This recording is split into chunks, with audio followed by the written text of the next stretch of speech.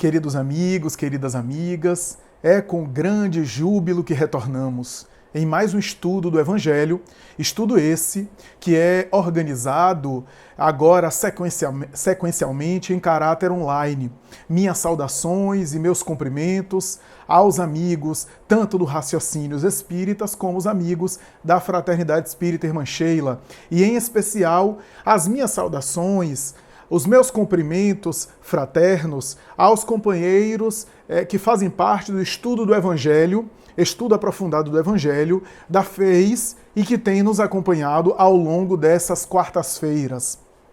Bom, estamos estudando o Evangelho segundo o Espiritismo, e no dia de hoje iremos abordar mais um tema relevante desse livro, mais um tema excepcional dessa obra.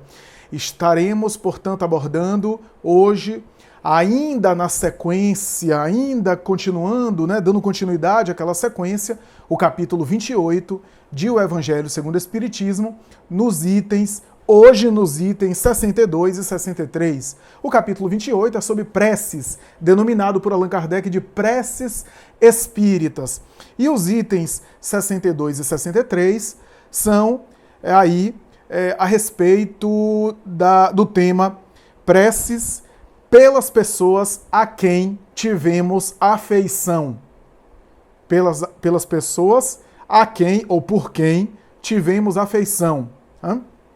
É esse o tema que iremos aqui tratar, e por isso o título desse vídeo é prece pelos entes ou pelos seres que desencarnaram, seres queridos que desencarnaram.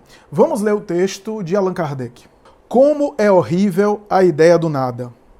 Como são de lastimar os que acreditam que se perde no vácuo, sem encontrar eco que lhe responda a voz do amigo que chora o seu amigo. Jamais conheceram as puras e santas afeições os que pensam que tudo morre com o corpo, que o gênio que iluminou o mundo com a sua vasta inteligência é uma combinação de matéria que, como um sopro, se extingue para sempre, que do ser mais querido, de um pai, de uma mãe ou de um filho adorado, não restará senão um pouco de pó que o vento fatalmente dispersará. Como pode um homem de coração manter-se frio a essa ideia? Como não o gela de terror a ideia de um aniquilamento absoluto e não lhe faz, ao menos, desejar que não seja assim? Se até hoje a razão não lhe foi suficiente para afastar de seu espírito quaisquer dúvidas, aí está o Espiritismo a dissipar toda incerteza com relação ao futuro, por meio das provas materiais que dá da sobrevivência da alma e da existência dos seres de além-túmulo. É por isso que em toda parte essas provas são acolhidas com alegria.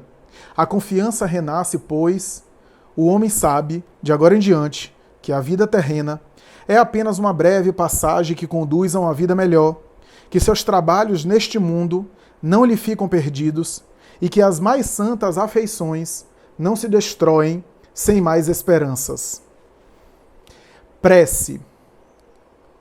Digna-te, ó meu Deus, acolher favoravelmente a prece que te dirijo pelo espírito de... E aí fala o nome da pessoa. Faze-lhe entrever as tuas divinas claridades e torna-lhe fácil o caminho da felicidade eterna. Permite que os espíritos bons lhe levem as minhas palavras e o meu pensamento. Tu que me eras tão caro neste mundo, escuta minha voz, que te chama para te oferecer nova prova da minha afeição. Deus permitiu que te libertasses antes de mim, e disso eu não poderia queixar-me sem egoísmo, pois seria querer que ainda estivesse sujeito às penas e sofrimentos da vida. Espero, pois, resignado, o momento de nos reunirmos de novo no mundo mais venturoso no qual me precedeste. Sei que a nossa separação é apenas temporária e que, por mais longa que me possa parecer, sua duração se apaga em face da eternidade de venturas que Deus promete aos seus eleitos. Que a sua bondade me preserve de fazer seja o que for que retarde esse instante desejado, poupando-me assim a dor de não te encontrar ao sair do meu cativeiro terreno. Oh, como é doce e consoladora a certeza de que não há entre nós mais do que um véu material que te oculta às minhas vistas, de que podes estar aqui ao meu lado, a me ver e ouvir como outrora, talvez ainda melhor do que outrora, de que não me esqueces do mesmo modo que eu não te esqueço, de que os nossos pensamentos constantemente se entrecruzam, e que o teu sempre me acompanha e ampara. Que a paz do Senhor seja contigo. Esse texto, portanto, de Allan Kardec, texto também dos Espíritos, né? Porque a prece é um texto do mundo espiritual. Os Espíritos que forneceram a Allan Kardec essa prece, né? Que transmitiram a Allan Kardec essa prece. Ele próprio falou isso no início desse capítulo, né? No prefácio do capítulo 28, né? Preces espíritas, né? Ele colocou preces espíritas, não é porque é prece só para espíritas, é prece ditada pelos espíritos. Porque o termo espírita, na época de Allan Kardec, cunhado por ele, espírita significava espírita, o praticante da doutrina, e espírita no sentido de relativo do mundo espiritual. Daí ele chama mundo espiritual de mundo espírita. Tá? Então, preces espíritas não é prece dos espíritas, para os espíritas especificamente, como se fosse assim, prece de católico, prece de espírita. Não, preces espíritas, título desse capítulo 28, é porque é prece do mundo espiritual, prece dos espíritos. Né? E aí ele utiliza a palavra espírita, né, que é a expressão no feminino, né, espíritas. Então, os espíritos ditaram a Kardec essa prece, né, colocaram a Allan Kardec essa prece a respeito aí de pessoas que desencarnaram e que eram entes queridos, né, que eram afetos queridos. Na semana anterior, ou melhor dizendo, no vídeo anterior desse estudo, nós estudamos o item anterior, que é o item sobre pessoas que desencarnaram recentemente e que a gente ora por elas. Se a oração por pessoas que desencarnaram já tem um efeito positivo, um efeito duradouro, um efeito bastante benfazejo e renovador para os desencarnados, cujo poder a gente não tem ideia, a gente comentou isso no estudo da semana passada. Comentamos que a prece para os espíritos desencarnados tem uma força, tem um poder que a gente não consegue ainda vislumbrar porque estamos mergulhados na matéria.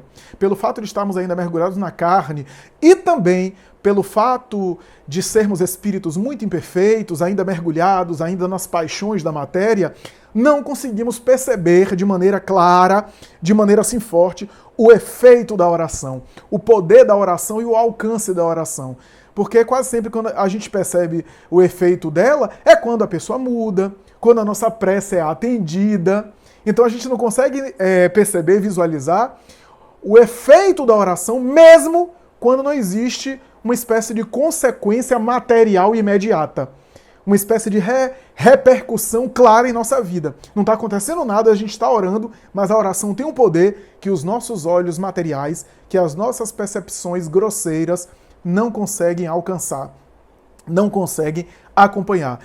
Então, se a prece para os desencarnados, de maneira geral, tem um valor inestimável, tem um valor incomensurável, tem um valor extraordinário que nos escapa a nós encarnados, e às vezes tem até um efeito mais imediato aos desencarnados, porque como eles estão despojados da matéria densa, como eles estão desligados, liberados do corpo físico, eles sentem a prece de maneira mais contundente, mais imediata. Enquanto nós aqui, quando oramos um pelo outro, muitas vezes eu oro por alguém e a pessoa não está sentindo que eu estou orando por ela. A pessoa não está, não, Flávio está agora orando por mim. Flávio está agora concentrado e mentalizando, vibrando por mim. Eu posso até sentir os efeitos da oração, mas eu não sinto esses efeitos de maneira clara, que foi uma prece de alguém, que a prece me alcançou. Os desencarnados sentem a prece como a gente percebe o WhatsApp de alguém chegando pra gente. Uma mensagem no aplicativo mensageiro do nosso aparelho mobile, do nosso dispositivo, do nosso celular. Porque se a prece aos desencarnados já tem esse poder, imagine a prece aos desencarnados com quem a gente tem um laço afetivo, um laço amoroso, um vínculo significativo, um afeto importante, um vínculo que às vezes é dessa encarnação, mas às vezes é de outras encarnações também, um vínculo forte, vínculo esse que prossegue, que permanece para além da vida material. É claro que essa prece tem um poder, tem um alcance maior. E já adiantando, eu podia falar o seguinte, que a prece do laço afetivo nosso tem um poder maior do que a gente pedir para outra pessoa.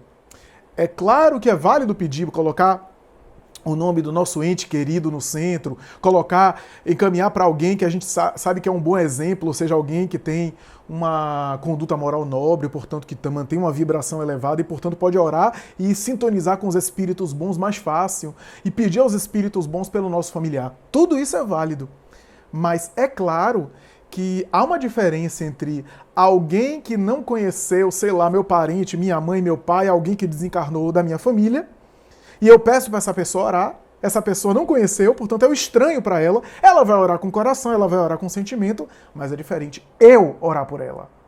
Eu orar por ela tem uma conotação diferente, tem um poder diferente, porque tem um laço do amor, tem um afeto, né, tem um vínculo do amor, e isso a gente não pode desconsiderar. A prece é sentimento. Mas o texto de Kardec, logo no início, fala sobre o Zeitgeist do momento de Kardec. Zeitgeist é uma palavra alemã, que foi utilizada muito por Hegel na obra A Fenomenologia do Espírito, uma obra filosófica importante e conhecida, mas eu não vou adentrar por essa questão aqui.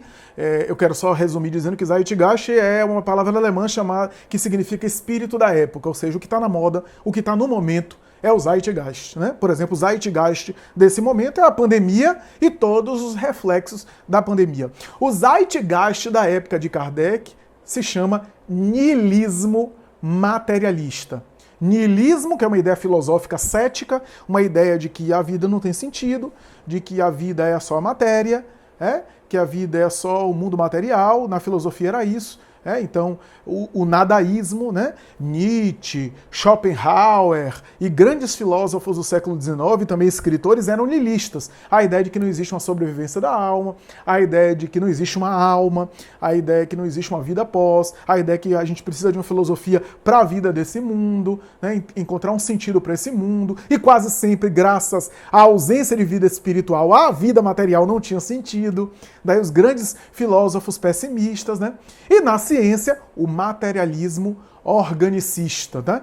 Que era a visão da ciência empírica, da ciência positivista, do modelo científico experimental, de que só existe aquilo que é comprovado em laboratório e experimentado pelo método da física, da química e das ciências mais respeitáveis. Daí, a alma não era uma cogitação, as ideias religiosas eram rejeitadas, e isso influenciou não apenas a filosofia, mas a cultura geral. Na época de Allan Kardec, alguém orar era um negócio fora de moda. Alguém frequentar cultos religiosos, né? Grande parte dos filósofos afirmava que os que frequentam cultos religiosos eram pessoas ignorantes. Era a população, o povão é que frequenta culto religioso porque não sabe raciocinar, não sabe pensar. Nietzsche escreveu sobre isso. Então, as pessoas inteligentes, as pessoas cultas intelectualmente eram pessoas que não eram religiosas, eram pessoas ateias, eram pessoas céticas, porque eram pessoas que sabiam pensar, pessoas sábias. Essa era a ideia. Esse pensamento, esse paradigma, esse Zeitgeist, é o que predominava. Quem se recorda de, por exemplo, Cuvier, Florence e os grandes teóricos e especialistas na anatomia, na patologia, na fisiologia, que chegavam a gargalhar nos centros de anatomia de Paris, dizendo mais ou menos assim, como disse Cuvier e Florence, né? Onde está a alma? Nós dissecamos centenas e centenas de cadáveres e nunca encontramos a alma. Abrimos diversos cadáveres e nunca encontramos a alma ali no cérebro, a ponto de chegar a afirmar que a alma é um suor cerebral, é uma sudorese do cérebro, a semelhança da bilis, que é uma excrescência, uma segregação secretada pelo fígado, ou a urina, que é segregada pelos rins, que é secretada pelos rins. Então, essa conceituação, essa mentalidade era o que vigorava. se tivessem lido, por exemplo, um sermão do padre Antônio Vieira, padre católico da época, que chegava a dizer no alto púlpito, escreveu isso, dizendo assim: querem ter uma prova da existência da alma? É só olhar um cadáver. Porque ao olhar um corpo do qual ela acaba de sair, vocês vão ter a prova da existência da alma. O cadáver é a prova, diz Antônio Vieira, o cadáver é a prova de que havia uma alma ali e saiu. De que havia alguma vida nele e que saiu. Olha para um cadáver entumecido, petrificado, branquiçado, em semblante impassível, marmóreo, patibular, e a gente se pergunta onde é que estava essa pessoa há algumas horas, alguns dias antes, que estava viva e que estava cheia de vida, e agora essa expressão inerte. Mas se você não quiser, Padre Antônio Vieira, Léon Denis, na mesma época, o filósofo espiritualista francês, vai escrever em uma das suas obras dizendo mais ou menos assim, o livro Après la morte, depois da morte. Ele vai escrever mais ou menos assim: a matéria é destituída de espontaneidade. O que prova ou que sugere que o que faz a matéria ter vitalidade não é a própria matéria. É algo na matéria, dentro dela, que a anima, que a vitaliza. E quando esse algo, esse elemento se libera, a matéria fica inerte e perde a sua função de espontaneidade, porque a matéria em si mesmo não tem espontaneidade. A espontaneidade não é da própria matéria, é de algo que vitaliza a matéria. Razão pela qual há uma grande diferença, por exemplo, em corpos e em compostos artificiais produzidos em laboratório, elementos inorgânicos, para um corpo orgânico. Há muita diferença. Há muita diferença, por exemplo, em um bicho que está morto e um bicho vivo. Há muita diferença numa folha que já está seca e uma folha viva numa árvore. Essa, portanto, é a diferença, que há algo ali. E o próprio Léon Denis, porque o que Kardec fez no início desse texto é questionar esse niilismo. Dizer, diante dessa... É como se ele estivesse dizendo assim, diante dessa cultura niilista, olhar para o sepulcro, olhar para a sepultura de um ente querido, que antes era cheio de vida e agora o nada. A ciência não consegue enxugar essas lágrimas que saem do coração. A ciência nunca conseguiu enxugar lágrima dessa natureza, que saem do coração. Nunca conseguiu confortar as pessoas. Como é que a gente olha, por exemplo, para alguém com quem a gente tinha afeto e ao morrer, o nosso afeto morreu? O afeto dele por nós morreu e o nosso afeto por ele morreu? Os vínculos se acabaram? O que é a vida? É o acaso? É uma combinação fortuita do nada? É um capricho da natureza? Exclama Léon Denis no livro Depois da Morte. Recomendo ler, inclusive o prefácio, que é maravilhoso. Léon Denis vai dizer: vi Cartago passar sobre mim. Vi as grandes civilizações como Roma, como Grécia. Passei pela Idade Média, as grandes construções do Império Romano, as grandes construções bizantinas, os grandes palácios, as grandes culturas, as maravilhas do mundo antigo, as 7 maravilhas do mundo antigo, os grandes reis e rainhas, as pinturas e aquelas criaturas que amaram, que odiaram, que sofreram, que caíram, que levantaram, que acertaram, que viveram tragédias e viveram momentos felizes. Tudo aquilo acabou. Tudo aquilo foi reduzido por um pó. O pó de cinza e lama da sepultura. Qual é o sentido disso? Será que a vida é o acaso? É o capricho da natureza?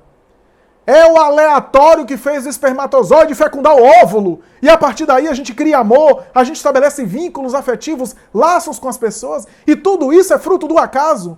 E quando ocorre a parada cardiorrespiratória, a morte encefálica, morte do tronco encefálica, portanto a morte orgânica, tudo volta ao caos, ou melhor, volta à origem? Tudo aquilo de significativo que a gente construiu se acaba. Basta acontecer a parada cardiorrespiratória? Então a vida é fruto de um capricho da natureza que começa e acaba também com o capricho da natureza? Qual é o sentido da vida de a gente ter esse tipo de experiência? A gente olha para a natureza, e aí vai dizer Leon Denis, a gente olha para a natureza e vê que tudo na natureza se renova. Todos os elementos da natureza se renovam. Lavoisier. Nada se perde, nada se cria, tudo se transforma. Tudo na natureza, os elementos da natureza se transformam e assumem outras expressões. E porque só o ser humano é que vai se aniquilar. Se o próprio corpo vai à terra, se renova, os elementos químicos vão compor outras coisas e vão alterar e vão fazer parte desse ciclo da natureza, porque só a consciência humana, porque só a individualidade humana, a personalidade humana, essa riqueza que a gente tem de afeto, de amor, de ódio também, de raiva, de sentimentos inferiores, de paixões, mas também de afeto, de virtudes, de laços amorosos, de lembranças positivas e negativas, tudo isso se perde. Tudo isso é o acaso. Tudo isso é o nada. Os laços familiares nada mais nada mais são do que um acaso genético que fez a gente nascer naquela árvore genealógica, naquele familiograma. Será possível a gente entender dessa forma? É isso que Leon Denis discute no prefácio e é isso que Allan Kardec questiona de maneira sucinta no prefácio desse capítulo. Só há dois caminhos para o niilismo. E Kardec comenta nesse texto. O primeiro caminho é o terror. Um caminho é o terror, ou seja, fica aterrorizado com a ideia da morte. É uma cultura do pânico com a morte, é uma cultura do medo, do pavor em relação à morte. A gente não consegue nem falar sobre a morte, a gente não consegue nem lidar com ela, como se pelo fato de a gente não lidar com ela, como se pelo fato de a gente não abordar o tema da morte, a morte não existisse, deixasse de existir e deixasse de atuar sobre nós. É uma angústia desproporcional, é um medo catastrófico, é um sentimento acentuado a respeito da morte, que faz parte da nossa cultura, o tabu da nossa cultura. Aliás, Elizabeth Kubler-Ross fala sobre isso no seu livro antológico, no seu livro memorável sobre a morte e o morrer. Então, esse é o primeiro caminho. É um dos caminhos em relação ao niilismo, a gente ficar com um pavor da morte, porque o que a gente tem é aqui. Se a gente só tem essa vida, é claro que a gente vai se agarrar de maneira voraz, de maneira insensível, de maneira egoísta, de maneira total nessa vida. Essa é a primeira questão. A segunda questão é o seguinte, o segundo caminho, a segunda possibilidade é a indiferença e a fuga. Ou seja, fazer de conta que a morte não existe. Fazer de conta que a morte não toma conta da nossa vida, que morre aos outros, a gente não e nem os nossos. Anestesiar isso e negar a existência da morte. Empobrece a nossa vida psicológica, limita a nossa experiência, porque o tempo todo a gente está fugindo de coisas que remetem à morte, né? E a gente acaba tentando anestesiar isso através de mecanismos de fuga, quando não é um bom caminho. Não é um bom caminho, né? Gera neuroses, gera conflitos, e quase sempre a gente fica oscilando entre a indiferença e fuga e o terror da morte. Quase sempre a gente tem os dois. Medo apavorante da morte e indiferença e fuga em relação à morte. Então a gente vive uma vida material e uma vida psicológica pobre por conta disso.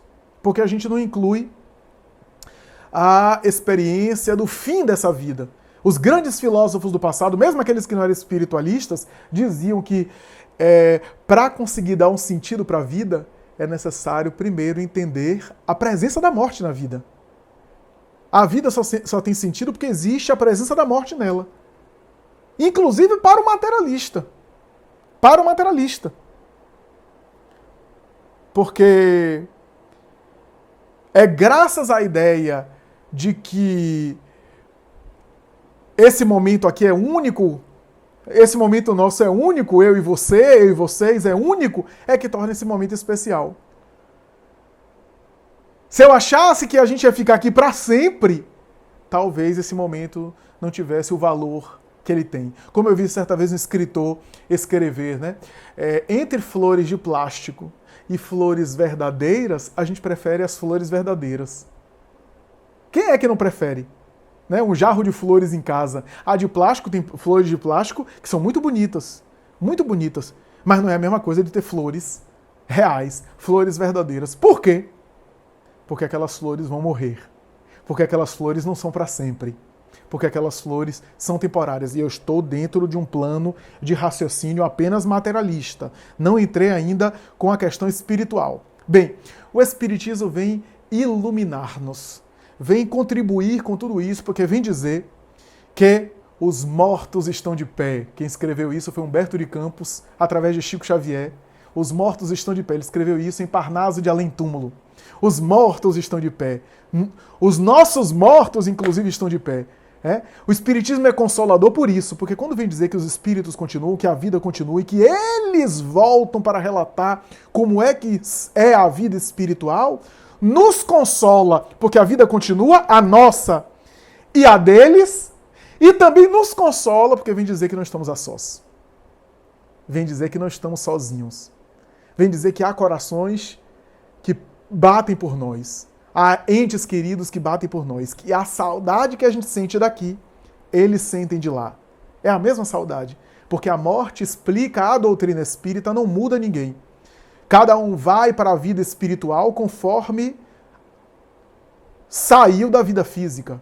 Cada um desperta para além do túmulo com a mesma característica de quando adormeceu no túmulo. Cada um se levanta após a sepultura como adormeceu antes da sepultura. Nem anjo, nem demônio.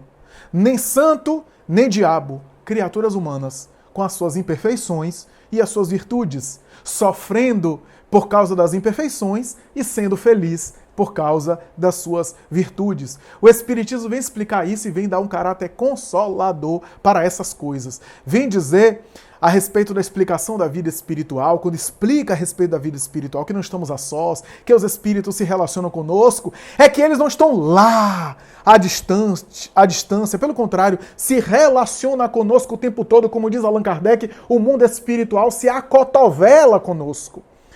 Há uma relação incessante, Kardec até vai dizer assim, da mesma forma que o mundo microscópico está o tempo todo ao nosso redor, a gente só não vê, o mundo microscópico das bactérias, dos vírus. O mundo espiritual está o tempo todo em relação conosco, mas a gente não vê. Porque o microscópio é importante para ver as bactérias e os vírus. E o microscópio para o mundo espiritual é o médium. O médium é essa luneta, esse microscópio, que nos ajuda a visualizar o mundo espiritual. Os mortos, portanto, estão de pé, não estamos sozinhos. A explicação da vida espiritual nos dá conforto, dizendo que a gente também vai sobreviver. A saudade é recíproca e o Espiritismo também confirma a tradição de todos os segmentos religiosos e filosóficos ao longo da história. Porque toda a tradição filosófica religiosa fala que a vida é imortal, que a vida é espiritual, que há uma continuação, mas não consegue demonstrar. Ao longo das épocas, as tradições religiosas falavam sobre a imortalidade da alma, mas não conseguiam demonstrá-la. O Espiritismo demonstra, de maneira palpável, como diz Allan Kardec, ipsiliteris. Palpável, ou seja, o mundo espiritual se torna patente, diz Allan Kardec, se torna palatável, porque os espíritos descrevem ele.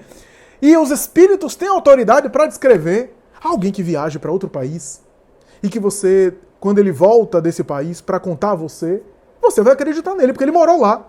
E ele vai dizer, você não pode duvidar de mim. Eu estive lá, estive nesse país, conversei com as outras pessoas, vivi a vida lá, então eu tenho autoridade para explicar para você. É o que os espíritos fizeram.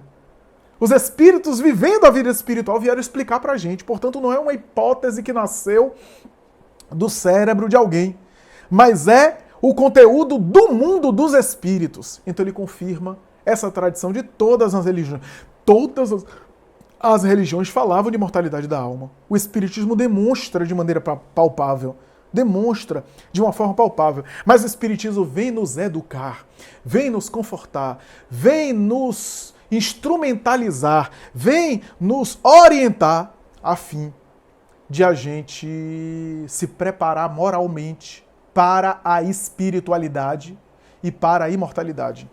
Basicamente, o fenômeno mediúnico, os espíritos se comunicando, é para dizer para nós que a vida continua e que da mesma forma que eles foram para lá, a gente vai. E que é necessário a gente se preparar para essa viagem. Quem é que não faz uma viagem e não arruma as malas? Não faz as suas malas, não prepara algumas coisas? o espiritismo é a orientação para a gente arrumar essas malas. Mas não é para fazer um culto mórbido de morrer, não é isso. É viver a vida material, mas construir também a nossa vida espiritual, que é a vida permanente. A vida espiritual permanece, a vida material passa. E por isso é necessário se preparar para a vida espiritual. Aliás, a vida espiritual já é aqui, porque no fundo, o mundo material também é espiritual. O mundo espiritual fora da carne e o mundo espiritual na carne. Mas o mundo espiritual sem carne é o permanente. Mas é espiritual aqui porque o mundo material é feito de espíritos. Se o mundo material é feito de espíritos, também tem uma parte espiritual. É necessário a gente viver como espíritos, mesmo no corpo. Teilhard de Chardin dizia, né? Não somos seres humanos vivendo experiência espiritual. Somos seres espirituais vivendo temporariamente uma experiência humana.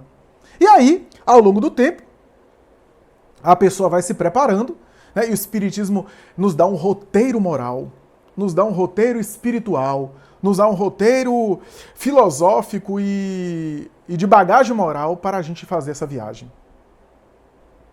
Para a gente realizar essa experiência aí de uma maneira tranquila, de uma forma equilibrada, fazer essa viagem espiritual de uma maneira boa, se preparando ao longo da encarnação. E como é que se prepara ao longo da reencarnação, Flávio? Como é que a gente se prepara para fazer esse desprendimento ao longo da vida física para que a nossa entrada na vida espiritual seja suave, seja tranquila? Melhorando-se moralmente, espiritualizando-se. Mas também refletindo a respeito da nossa viagem espiritual. Santo Agostinho, em o Livro dos Espíritos, diz assim, o seguinte, no final do dia, naquela questão 919 sobre autoconhecimento, no final do dia, ele diz assim, recomenda a todos nós fazermos a seguinte pergunta: se eu for chamado agora, se eu for convidado agora a ir para a vida espiritual, qual é a pendência que eu tenho? O que é que eu deixei de fazer que seria importante eu fazer? O que é que eu deveria corrigir? O que é que ficou em pendência? Eu teria alguma mágoa de alguém? Eu teria algum problema com alguém que se eu encontrasse essa pessoa após a morte, eu teria sofrimento? Essas são perguntas que a gente precisa fazer. Se eu fosse chamado agora, como é que eu iria? Essa é uma reflexão. E baseado nessa reflexão, Joana de Ângeles tem um texto que ela fala sobre a gente refletir sobre a morte. Ela diz, reflete sobre a tua desencarnação e a desencarnação dos teus entes queridos. Porque isso mentalmente vai te adaptando. Você mentalmente vai se acostumando, vai se habituando, vai entrando na vida espiritual. Vai lentamente acessando a vida espiritual, mesmo estando ainda no corpo físico. Você já vai penetrando o mundo espiritual, mesmo estando no mundo físico. Isto vai te habituando, vai te adaptando a tua viagem e adaptando a viagem dos teus. E quando acontecer, diz Joana, nem você vai se sentir deslocado na vida espiritual e surpreso, porque você se habituou a pensar sobre a sua desencarnação. E se os teus forem antes, você vai conseguir ajudá-los. Vai conseguir ajudá-los, porque às vezes a gente não consegue ajudar os nossos quando eles vão por falta de preparo espiritual, por falta de maturidade espiritual, por falta de estrutura espiritual. Então, a prece para os entes queridos tem a ver com uma atitude de caridade para ajudar eles. Ajudar eles. É um exercício de altruísmo, de caridade, porque a gente está pensando no próximo. A prece que Allan Kardec colocou aqui, a prece que ele colocou para a gente ler, né, que a gente leu aqui, é um exercício de caridade, é um exercício de amor ao próximo. Se você for ver a prece, é um convite à solidariedade para aquele que se foi. Porque muitas vezes, quando alguém se vai, a gente pergunta, e agora o que é que vai ser de mim depois que ele se foi? Ou seja, o que é que vai ser de mim e não o que é que vai ser dele. A gente está pensando na gente, não no ser amado que se foi. Então, isso a psicanálise, inclusive, estuda muito bem, né? A psicanálise vai dizer que muitas vezes o luto, a maioria dos lutos, é um luto de ferida do nosso ego, do nosso narcisismo, ou seja, aquela pessoa que estava comigo permitia que eu investisse afetivamente nela e ela investisse em mim, e quando ela sai disso, eu fico frustrado porque eu não tenho mais o objeto de afeto. objeto de investimento afetivo. Eu não tenho mais aquele laço. Então, no fundo, às vezes eu sofro não por causa da pessoa que se foi, mas porque a pessoa não está aqui mais para me atender. Não está aqui mais para eu usufruir da relação com ela. Eu usufruir do vínculo com ela. E diz Freud que em alguns lutos a pessoa sofre muito mais por mágoa daquele que se foi. Por mágoa daqueles que se foi. Porque ao ir é uma espécie de abandono. É interpretado como abandono. Então, é uma espécie de ferida narcísica, né? Um luto narcísico, né? Eu sofro porque você se foi e me deixou aqui. Ou seja, a ideia de que eu usufruía desse relacionamento, eu gostava desse relacionamento, e você me privou dele ao morrer. Então, às vezes, a melancolia, a tristeza... Agora, é claro que há outras tristezas. Nem todo mundo vive isso, claro, né? Mas, às vezes, por exemplo, existe a raiva do ser que se foi, ou a raiva da morte, que é um deslocamento da raiva do ser que se foi para a raiva da morte, né? A culpa, né? Eu poderia ter feito alguma coisa, eu poderia ter evitado, quase sempre não poderia ter evitado, né? E a falta do ser querido também, né? Então, é um exercício, a prece que Allan Kardec coloca aqui é um convite ao exercício de pensar na pessoa.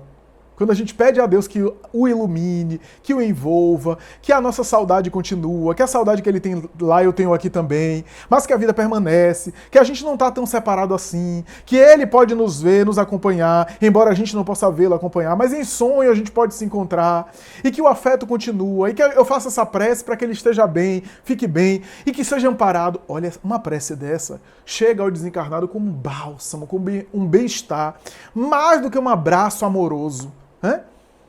Chega numa experiência tão positiva, numa sensação de bem-estar, que a gente está distante ainda de entender completamente esse mecanismo. Por quê? Porque é um vínculo de espírito para espírito. Não é um vínculo... A prece é uma manifestação amorosa de espírito, não é do corpo. Não é do corpo, não é o amor do corpo físico, é o amor da alma. É o exercício do amor verdadeiro, do amor legítimo, do amor... eu não digo nem amor legítimo, verdadeiro, porque se há amor, é verdadeiro. Mas o amor mais purificado, o amor mais sublimado, o amor que é espiritual. Então, vale a pena a gente refletir sobre tudo isso, vale a pena a gente pensar nesse luto narcísico, nessa ideia de que muitas vezes o ser querido que se vai me deixa com mal-estar porque ele representava o prazer que eu tinha na relação com ele. E ao ir embora, ele cortou esse prazer que eu tinha na relação com ele. Essa possibilidade de receber afeto dele e também a possibilidade de expressar afeto para ele, enquanto ele estava aqui, com ele. Ao ir embora, ele me impede de expressar afeto por ele e de, portanto, ter esse prazer. Veja que é algo egóico, é algo meu. Mas a prece é um exercício de sair do eu para envolver o outro em vibrações de paz e se sentir feliz por isso. Tanto é que o texto de Kardec diz assim, seria egoísmo de minha parte achar que seria bom você ficar aqui no mundo físico, quando a gente sabe que o mundo físico é a prisão, que é a escola atribulada, que é o momento dos testes, e que a desencarnação é a libertação. Que a saída do corpo pela morte não é uma tragédia. No fundo, você está mais livre do que eu, está mais liberto. Por que eu querer, você que já saiu da prisão, que você volte à prisão só porque eu estou na prisão? Porque a encarnação é uma espécie de prisão, aprisiona o espírito. Então, é mais ou menos nesse sentido que a gente deve entender essa experiência da prece aqui. E eu vou terminar apenas com 2 comentários. O primeiro deles é uma experiência pessoal. Uma experiência pessoal que eu vivi no início da minha trajetória espírita. Eu tinha uma tia muito querida, que era uma espécie de segunda mãe, e ela desencarnou. a irmã de meu pai, uma das irmãs de meu pai. E eu orava por ela, estava no começo da trajetória espírita, não vou dizer quanto tempo mas era na década de 90 do século passado, olha que peso, século passado. E aí eu orava por ela, etc. E um dia, eu estava até lendo o livro dos médiuns por primeira vez, eu sentir-me aquele tremor, que só mais tarde eu iria estudar, um tremor ao adormecer na sala da casa onde eu morava com meus pais, e ao sair do corpo, eu me vi fora do corpo. Olhei, eu não tenho muitas experiências mediúnicas ostensivas, essa é uma delas, mas pouca, embora seja rigor mais anímica do que mediúnica, mas se transformou em mediúnica. Eu olhei para o corpo, aquele corpo deitado, achei tão bonitinho o corpo, né? Mas fui na direção de um quarto da casa, e ao adentrar nesse quarto eu a vi. O perfume que ela usava, o toque do seu abraço, eu senti. Eu acordei ainda com o toque. O diálogo que eu tive.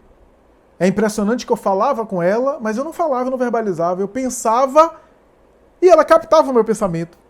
Antes de eu verbalizar, ela já respondia, porque era a linguagem do pensamento.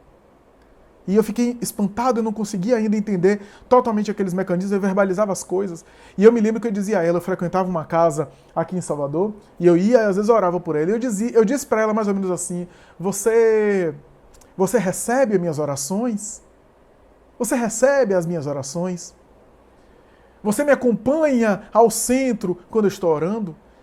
E aí ela respondeu assim, meu filho, eu não preciso ir ao centro para receber as preces que você me endereça aonde eu estou.